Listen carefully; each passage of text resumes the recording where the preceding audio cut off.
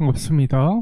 네, 오늘도 비가 오지만 함께 하나님의 말씀으로 이 날씨를 이기고 또한 건강을 챙겨보는 시간 갖도록 하겠습니다. 오늘도 갈라디아서 계속해서 이어가도록 하겠습니다. 오늘부터는 갈라디아서 4장 내용이 되겠습니다. 오늘 본문 4장 1절부터 11절까지를 보도록 하겠습니다.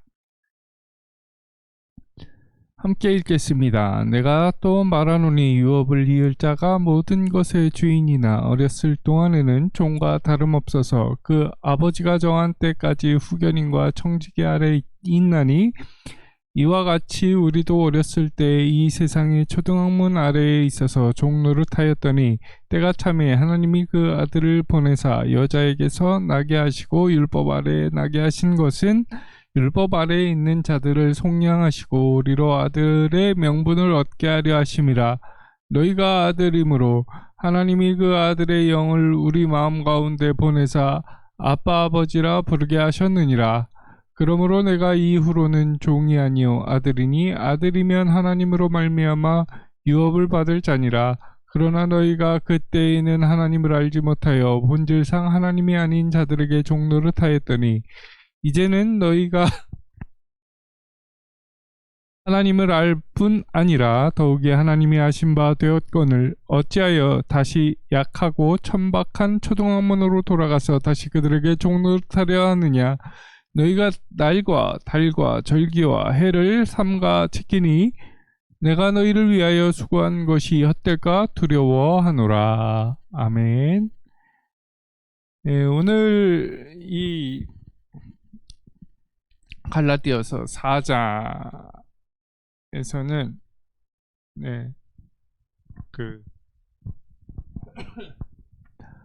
크게 세 부분으로 나누어 볼 수 있습니다. 갈라디아서 4장에서는 크게 세 부분을 나눌 수 있는데 첫 번째가 1절부터 11절까지고 종에서 아들로의 신분 변화를 말하고 있고요. 두 번째 12절부터 20절까지입니다. 바울의 개인적인 호소를 하고 있는 부분이죠. 그리고 세 번째가 21절부터 31절까지인데요. 사라와 하갈의 비유를 통해서 논증을 펼치는 부분으로 이렇게 크게 나눌 수 있습니다. 그렇다면 오늘은 이제 1번 부분을 살펴보게 될 텐데요. 한번 갈라디아서 4장으로 들어가 보도록 하겠습니다. 오늘 1절부터 11절까지 종에서 아들로서의 신분 변화 부분을 우리가 살펴보도록 하겠습니다. 이 갈라디아서 4장은 3장 초부터 전개되어 온 중심 주제인 누가 아브라함의 가족인가를 논증하는 그것보다 큰 문맥상의 끝부분에 속합니다. 바울은 3장 이후 구약의 여러 구절들을 통해서 아브라함 가족을 재정의하는 데 온갖 노력을 기울여 왔습니다. 그것을 우리가 읽으면서 느끼실 수 있었을 것입니다. 이렇게 해서 바울은 유대주의적 선동자들의 그릇된 주장을 효과적으로 논박하고 흔들리는 갈라디아 성도들에게 그들도 아브라함의 자손이 된다는 것을 설득하고자 했습니다.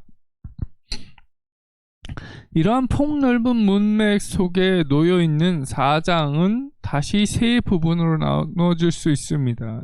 우리가 알아봤죠. 그래서 그 첫 번째 부분인 4장 부분에서 이제 11절까지 살펴볼 텐데 그 중에서도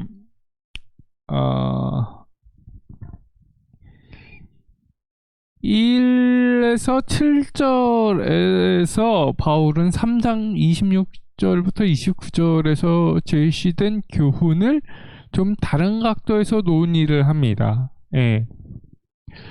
그 부분을 이제 조금 이렇게 나누어 본다면, 이제 1절부터 2절은 당대의 법률적 관습이고요.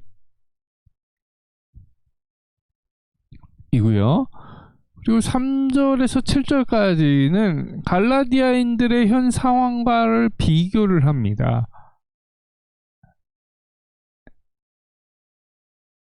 네, 그리고 8절부터 11절까지는 유대주의적 선동자들에게 이끌려 요동하려는 갈라디아 독자들의 태도를 비판하고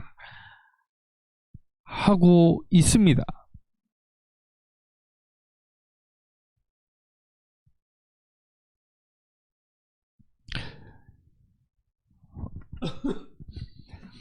이 1절과 2절에서 이제 그 유대주의적 법률적 관습에 대한 예증을 이렇게 끌어들이면서 3절과 7절에 그것을 갈라디아의 현 상황과 굉장히 비교하면서 적용시키죠. 이 적용하는 과정에서 기독론적이고 구원론적인 이 형식문들을 소개하게 됩니다.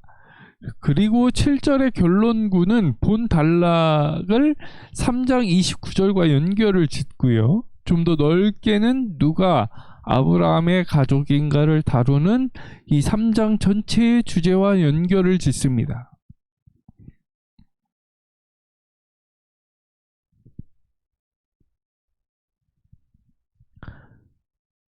그리고 바울은 3장과 4장 초반부에 자신의 신학적 논거들을 확립한 다음에 4장 그 8절부터 11절에서 유대주의적 선동자들에게 이끌려 요동하려는 갈라디아 독자들의 태도를 비판합니다. 네. 이 부분에서 왜 이 태도를 비판하냐면 바울이 목표로 삼은 것이 있습니다. 이 갈라디아 독자들의 마음을 흔들리고 있는 이 갈라디아 독자들의 마음을 변화시키고 그들의 시도, 그러니까 이 갈라디아 교인들을 흔들어 놓으려는 그들의 시도들을 바꿔놓기 위한 목표를 삼은 것입니다. 네. 본 단락의 개요를 요약하자면 다음과 같이 몇 가지 진술로 나타낼 수 있을 것입니다. 첫 번째는 이게 결정적인 시대의 전환을 이루고 있고요. 말하고 있고요. 그리고 두 번째는 율법의 종노릇하는 데서 해방된 자유의 때다를 말하고 있습니다. 그리고 아버지의 유업을 이어받을 수 있다. 그 아버지가 누굽니까? 예. 아브라함에게 주신 그 축복, 하나님께서 주시겠다라고 하는 그 유업을 이어받을 수 있다라는 것입니다. 그 네 번째는 유업을 이을 자가 되었는데 이전의 율법의 종로를 타던 시대로 돌아가려는 것은 시대착오적인 것이다를 말하고 있는 것이죠. 그러면 짧게 이 네 가지 부분을 살펴보도록 하겠습니다. 첫 번째는 결정적인 시대의 전환을 말하고 있는데요.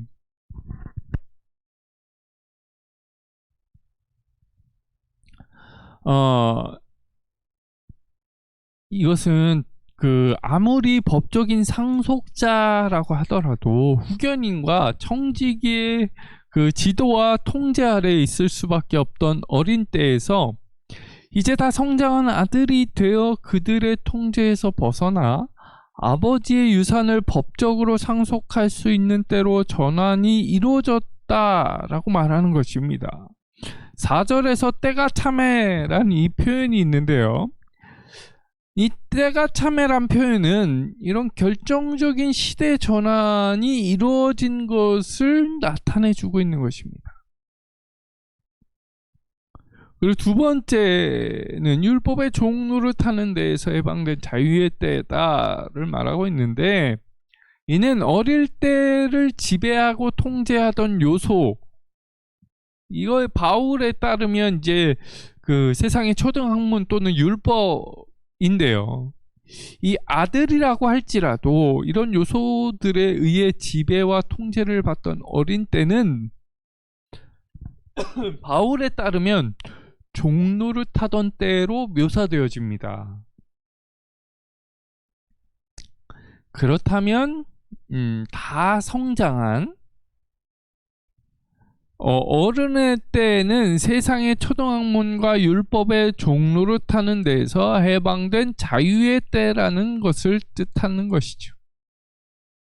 그리고 세 번째는 아버지의 유업을 이어받을 수 있다. 이 무슨 말이냐? 일단 아들로서 다 성장한 상속인의 명분을 얻으면 아버지의 유업을 이어받을 수 있습니다. 이서 말하는 유업이라는 것은요, 이미 3장 이후로 아브라함의 언약과 관련하여 자주 언급된 아주 중요한 단어입니다. 만일 갈라디아 이방 기독교인들이 아브라함의 자손이라면 그들은 아브라함에게 약속된 모든 언약의 축복들을 유업으로 상속할 자격이 있는 자들입니다. 아브라함에게 약속된 이 축복들은 창세기에서 땅에 대한 약속과 자손의 번창에 대한 약속으로 요약될 수 있는데요. 바울에게 오면 그것들은 하나님 나라를 유업으로 받는 일과 믿음으로 의롭다함을 받은 자손들이 온 세상에 편만하게 많아지는 일, 그리고 이에 덧붙여서 성령의 약속을 받는 일 등 종말론적인 내용으로 발전되어 이 말씀 가운데 녹아져 있습니다. 네 번째, 유업을 이을 자가 되어 이전으로 돌아가는 것은 굉장히 시대착오적인 것이다 를 말하고 있는데, 창세기의 아브라함의 이 언약적 축복 속에는 성령에 대한 약속이 명시적으로 언급되어 있지는 않지만 바울은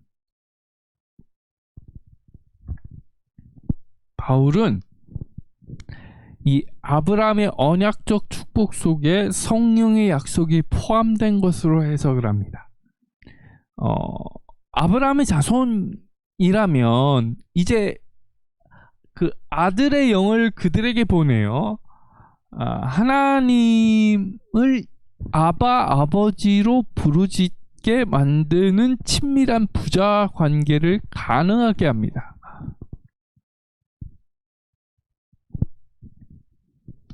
아들로서 이렇게 성령을 통해 하나님과 친밀한 부자 관계를 축복을 얻고 유업을 이을 자가 되었는데, 여전히 그 이전 세대를 지배하며 종로를 타던 율법으로 돌아가려는 것은 분명히 시대착오적인 오류가 있습니다.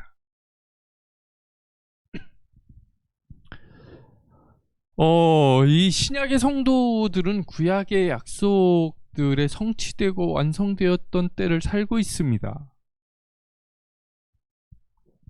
우리도 마찬가지고요. 아브라함에게 약속하신 이 언약의 온갖 축복들이 이미 우리의 삶 속에서 실질적으로 경험될 수 있다라는 것입니다. 하나님의 나라, 성령의 약속, 아들됨, 하나님을 아버지라 부를 수 있는 친밀한 축복, 유업을 이을 상속자, 옛 세상을 지배하던 세력들로부터의 진정한 자유함, 온갖 축복들이 현재 우리의 가정, 그리고 우리의 교회, 이 세상에서 실질적으로 경험할 수 있다는 것이죠. 그러나 성도들은 자신들의 이 특권적인 지위와 신분을 망각하고 옛 세상의 지배 세력들에게 다시 종로로 타는 유혹에 굴복하는 수가 종종 있습니다. 이런 유혹은 갈라디아 교회의 현실로 볼 때 아주 실제적인 유혹을 보입니다. 우리는 성취의 때를 맞이하여 부분적이지만 실질적으로 아브라함에게 약속된 언약의 축복들을 이미 현 세상에서 경험하고 누리지만 아직 하나님의 나라가 완전하게 이루어진 완성의 때를 살고 있는 것은 아닙니다. 성도들은 아직도 제약의 세력들이 영향력을 미치는 옛 세상에 발을 디디고 살고 있습니다. 그러므로 성도들에게 요청되는 삶의 태도는 깨어 경청하는 태도일 것입니다.